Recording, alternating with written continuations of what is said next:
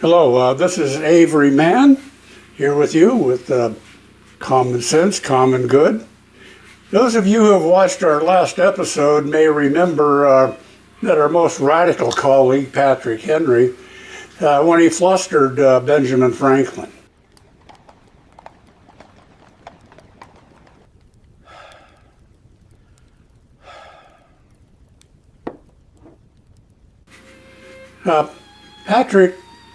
Patrick has asked to interject into our planned programming about self-government and consent of the governed, the series we got going on here. And he wants to review a very recent book written by Andrew Weissmann. Andrew Weissmann was an assistant United States attorney from 1991 to 2002, and then later in 2016 he worked with Robert Mueller on the Cambridge Analytica case, the 2016 election and Russian interference in there.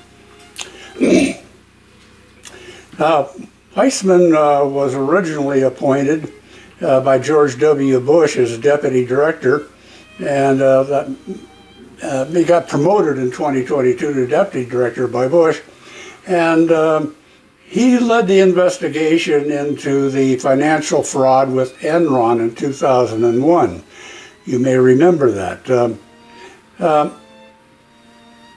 that sort of sets the scene. The book that Patrick Henry wants to review here is called Liar's Kingdom, and it was just published this May. And we turned to written by Andrew Weissmann. And I turn the mic over to Mr. Henry now, who will take it from here. Andrew Weissmann explains in his book that in 2006 he prosecuted 3 Enron executives for lying about the corporation's financial status in 2001. One of those defendants was sentenced to 24 years prison, another 6 years, and the third died before he was sentenced. It is a crime to lie to a bank or insurance company, federal agents, and Congress. However, a president blatantly could lie about the cornerstone institution of the Republic of the United States, elections, almost with impunity. Weissmann's father, who fled fascism in 1938, noted that Trump's style of nationalism and grievances reminded him of Germany before World War II. Note this answer was before the 2020 election and the subsequent invasion of the Capitol on January 6, 2021. That event is still shocking to me. Trump's attorneys told him he was wrong, and at least 86 judges rejected his petitions for relief. Was the only option to hold him to account was to attempt to impeach. The Justice Department was established to serve the people, but Trump has turned it into his personal law firm to target retribution upon those who dared to oppose him. He fired prosecutors who convicted those who attacked the Capitol and later pardoned them.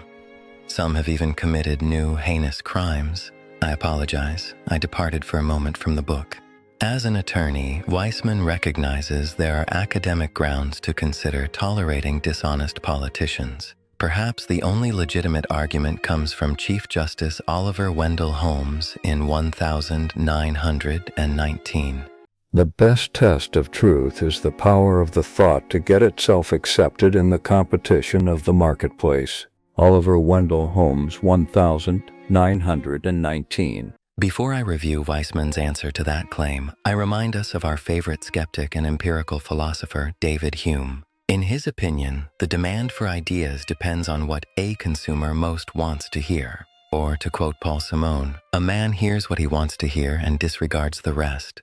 Weissmann's opposition to the Holmes quote is more legal than philosophical. He says Holmes never imagined that lies would be presented as truth. Weissmann also explains he defines lies are statements where dishonesty lies beyond a reasonable doubt. Weissmann's proposed solutions. A California court convicted a candidate who dishonestly claimed that he had been awarded the Congressional Medal of Honor. For the highest standards of military valor, he was sued for lying, which he did. But the candidate appealed to the Supreme Court that it violated his First Amendment right to free speech. The Supreme Court ruled 6-3 to overrule the conviction. That is, the court agreed with the defendant that he was denied his right of free speech. It is fine to blatantly lie to the American voters. I'm sorry, but intentional lies are not free speech. There are tariffs and sometimes costly ones for lying. For a candidate to freely lie in an election to gain public trust seems more like a trap of corruption than a loophole.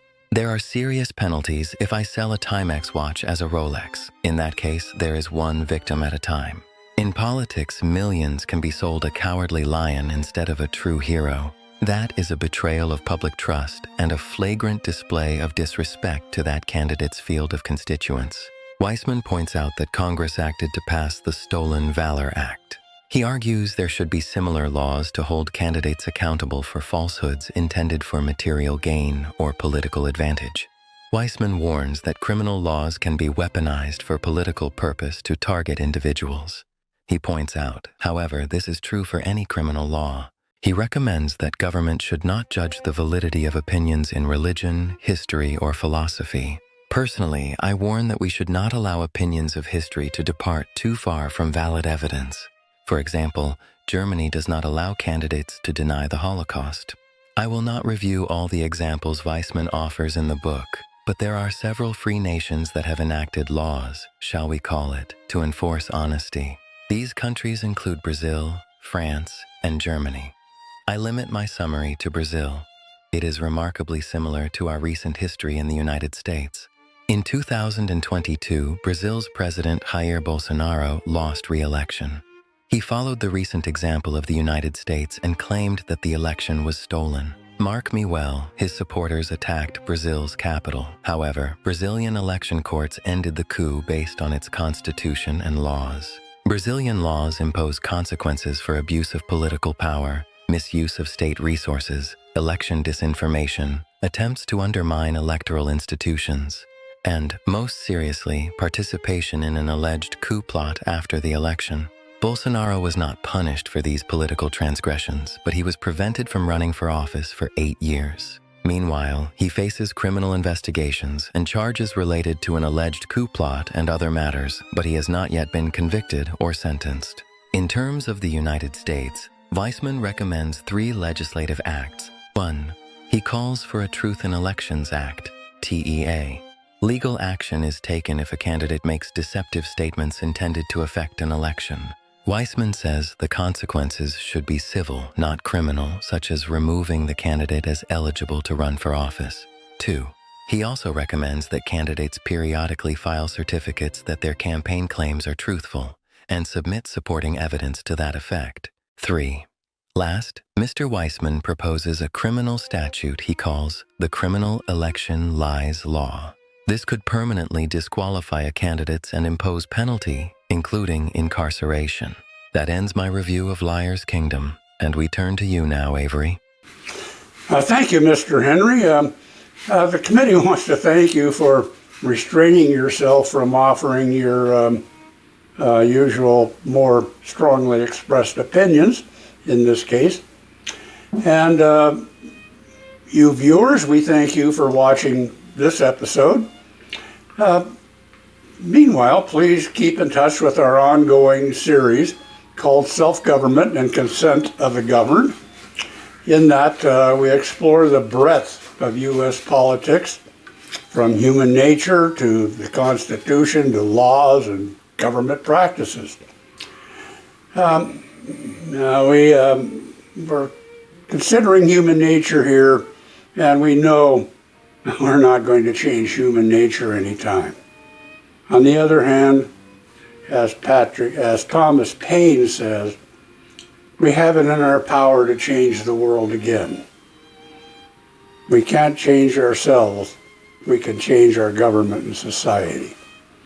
Our project intends to help with that by encouraging people of the United States to unite and to alter and institute a better form of government, like our Declaration of Independence says we should.